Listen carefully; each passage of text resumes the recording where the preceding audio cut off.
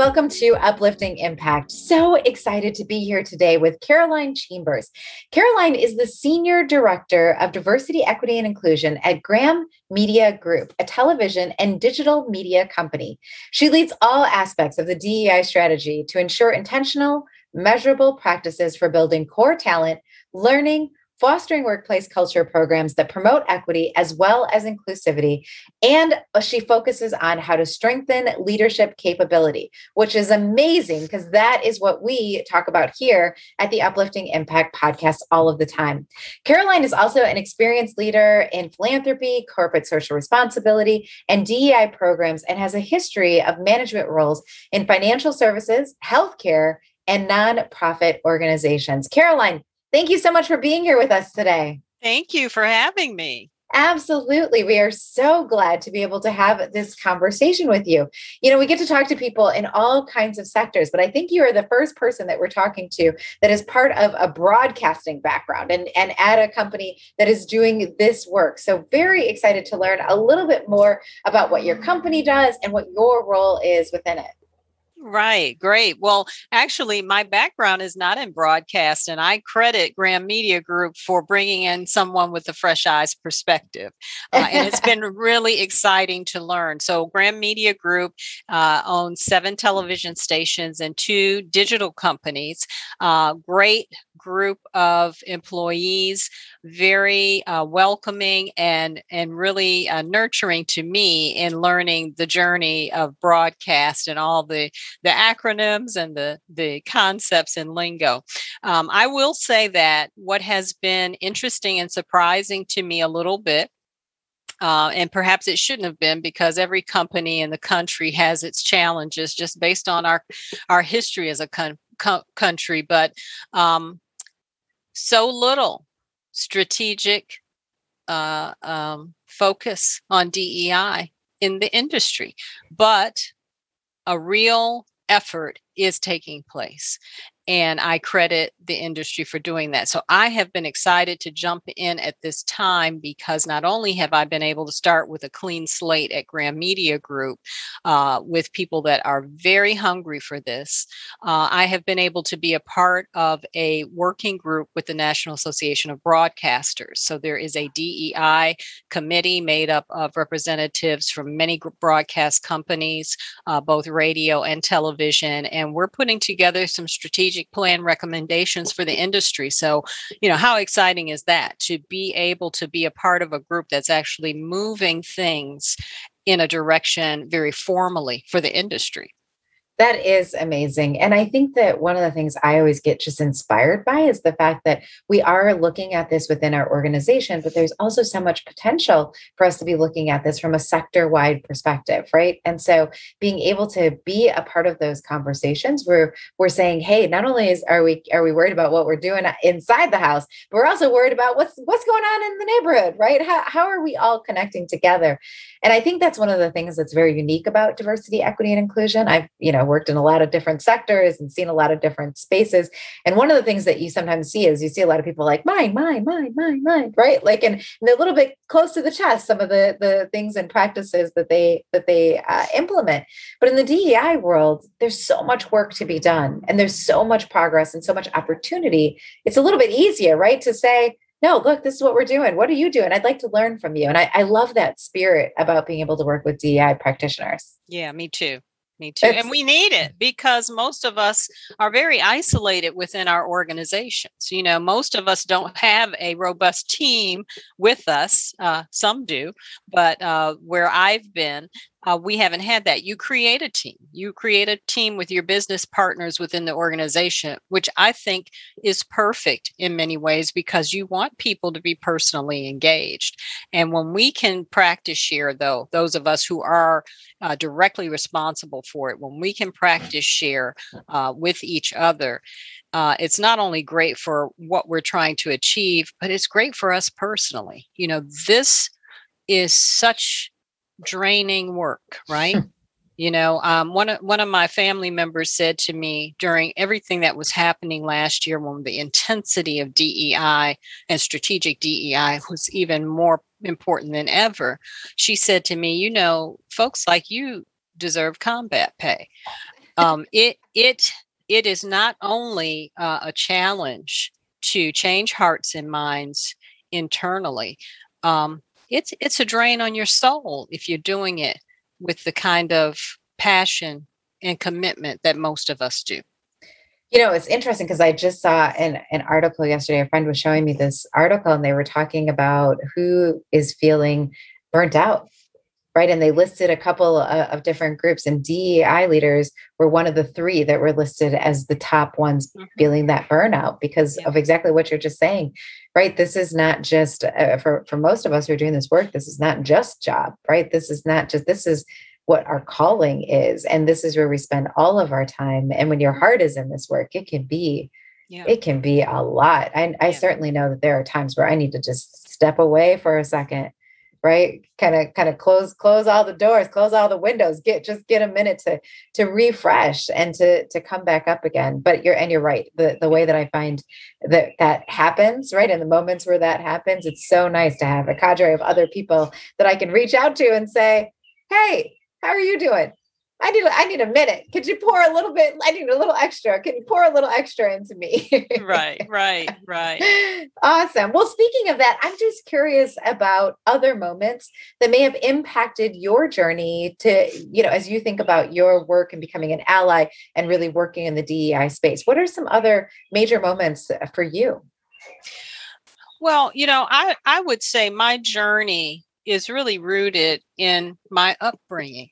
I have always had a focus of giving on every kind of career pursuit I've had. And I really point to my upbringing for that.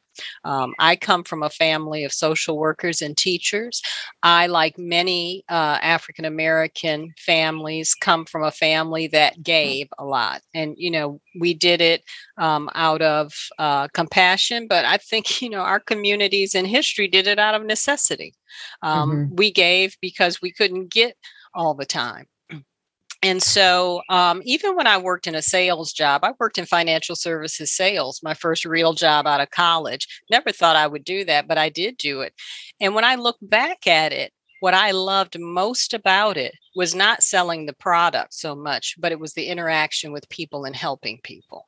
And my customers loved me. My clients loved me. And one of the things that I tell mentees that I have about that experience was that one of the greatest things that I was able to do in that role, I sold retirement plans and to local governments. So I would work with, employees at all levels in local governments. And I can remember specifically being in Cincinnati, Ohio, enrolling people in the plan, and a number of women came to me who worked in public works and said, well, I don't need to do this. My husband does this. And I remember what my mother always said to me, that it's great to have a partnership, but you should always have a little jingle of your own. And you should always, make sure that you're taking some responsibility. And so I would share those stories. And so, those are just some examples. But then I ended up working in philanthropy and community outreach, always had a passion for giving, and really fell into the DEI space when my company at the time decided that it was more important to them than philanthropy at that moment, that they wanted to put strategy around it.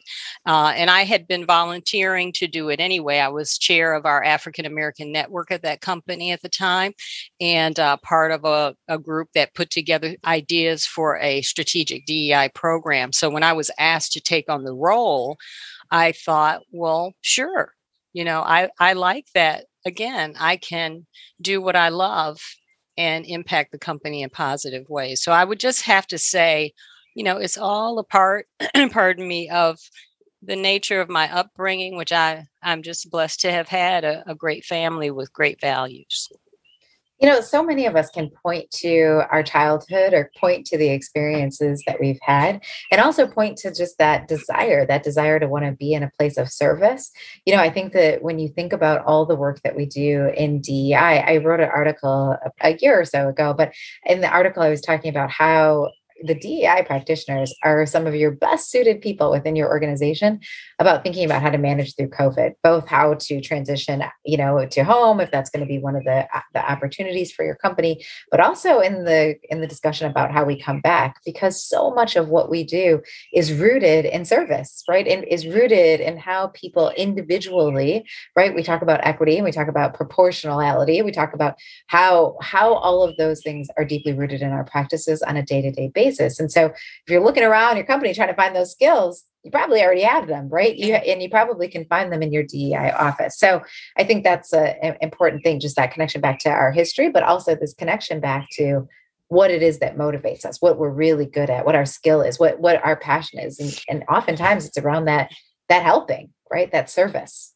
Yeah. And I agree with you. I think that, the DEI lens on the current, COVID and coming back to work and really thinking about how people are processing things differently. Because the natural inclination for the HR and management team is to say, okay, we've got to manage spaces and places and people in a certain way. And then we have the opportunity to say, let's think about how people who have had different experiences might feel. And I had that very conversation with our leadership team, as they were talking about, their experiences and how we might plan to come back and how we should communicate about coming back. And I said, well, we have to think about people who may have known 20, 30 more who died. Right. I look at the list, I remember looking at the Michigan Chronicle, which is our local African-American publication, long time publication. And there was a spread, 2-page spread of the faces and names of the people who had died in COVID. This was early in the pandemic. And I remember going through it and saying, oh my God, I didn't know she was gone. He was gone. Yeah. And so many people that I knew personally, because it did impact my community more directly, right? Right. And my colleagues on the leadership team didn't have that same experience. And I said, let's think about that, because you coming back might not feel as trepidatious as it does to someone in my community coming back. Absolutely. Yeah. I'm so glad that we're having that conversation, because so many people are struggling with it. And I'm worried. I mean, honestly worried that there isn't somebody who's doing exactly what you just said and saying, wait a minute, before we do this, there's one more step we really need to take. Right. And that one more step is to take what we're planning through this diversity, equity, and inclusion lens. And I think that is one of the things that we try to promote a lot, is how can you take what you're doing in DEI and make sure that it's implemented in your strategy. So even not just COVID, right? But all the different aspects of the way that you are doing your business. What does that look like? Yep. Right. And how do we move it away from it just being, again, something that's siloed, as opposed to something that really is a critical component, because it is a critical component of what we're doing from a strategy standpoint. So I have another question for you. There's a lot of people who are moving into this role and moving into this space, and they're new. They're just coming into it, and they're trying to get their bearings. They're trying to get comfortable. There's some people who this isn't even their full-time job, but they're volunteering, or they've taken on some leadership in their, employee resource groups. What would you say are some of the most important things that you can do if you're in some kind of leadership role, whether it's official, right? You have the title and all of that, or it's voluntary? Some of the most important things that you can do that impacts whether or not different identities and people from all identities feel included. Yeah. So I would say the first thing is to be patient and recognize people where they are when they come to you. And so that, the example we just talked about is one thing, but I also am very patient with folks that don't have any exposure and maybe just don't get the why of it at all. And so I always tell my colleague partners, I assume the best in everyone until they prove me wrong. So yes. That's where I begin. And I always talk about this as a learning and awareness journey. not only for you, but also for me, because there are always new dimensions and aspects of this. People come to us with different things that they're carrying. You don't know what people are carrying with them. So I think it's our job to say, let's start with learning and awareness. Let's build on that learning and awareness. And let me point out to you why this is good for us. Not only the right thing to do, but it's good for our business. And there are a lot of real facts around that. And then making sure that what you're planning is strategic, that it's clearly communicated, that it's consistent, so that people don't feel like it's a check the box, one and done. And then I put a lens of DEI on everything, and then think about how much sense it makes to what we're trying to do from a strategy. So not every little component necessarily needs to have a DEI measure next to it, but a lot of the things that we do should.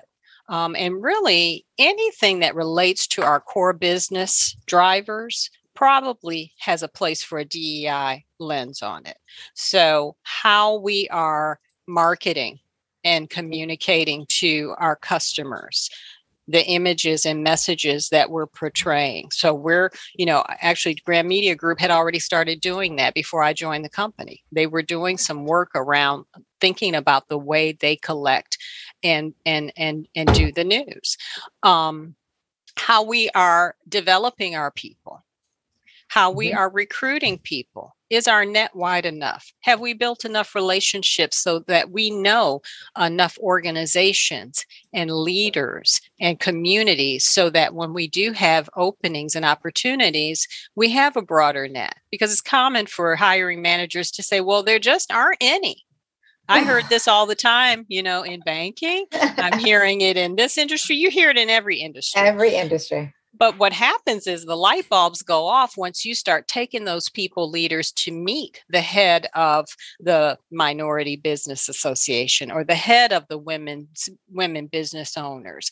And they start to, broaden their awareness of who is out there and what the opportunities are. Understanding that community colleges are great resources, but you've only been thinking about your alma mater and your neighbor's alma mater, so things like that. So broadening. And then, how we are investing, both in the way we're purchasing goods and services.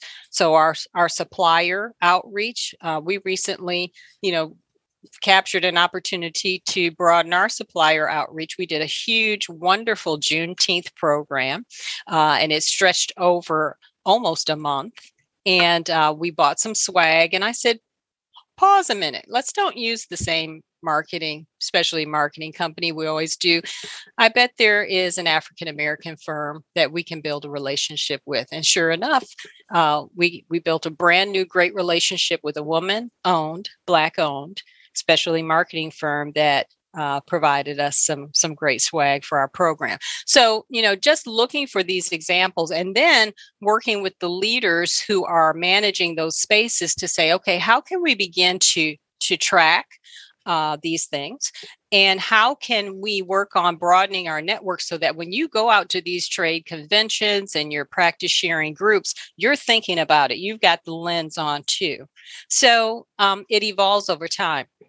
But you definitely want it to be accountable and you want to reward people. So I always talk about, we talk about accountability and it always sounds like you leaders are going to have this on your performance plan and it's going to affect your pay. Well, that may be a part of it. But I think it's about how you deliver the message. I would rather say to you, we've got these goals and objectives, and I can't wait to reward you for making accomplishments in these spaces. Yeah, that's awesome.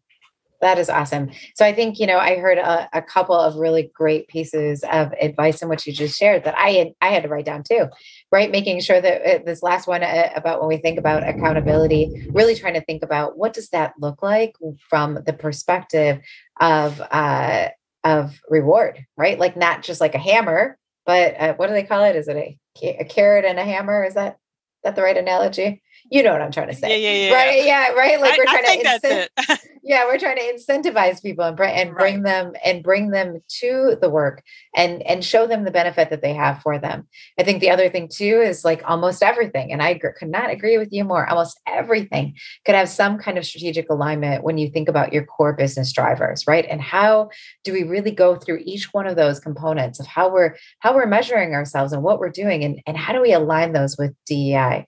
That is just everything you've shared with us has just been set. There's been so many nuggets. I don't know how we're going to be able to synthesize all these nuggets and what you shared with us today, Caroline. I want to thank you for being with us. Thank you. I enjoyed it. Absolutely. And Caroline, if people want to follow you, learn a little bit more about what you've done and what you're doing, what would be the best place for them to connect?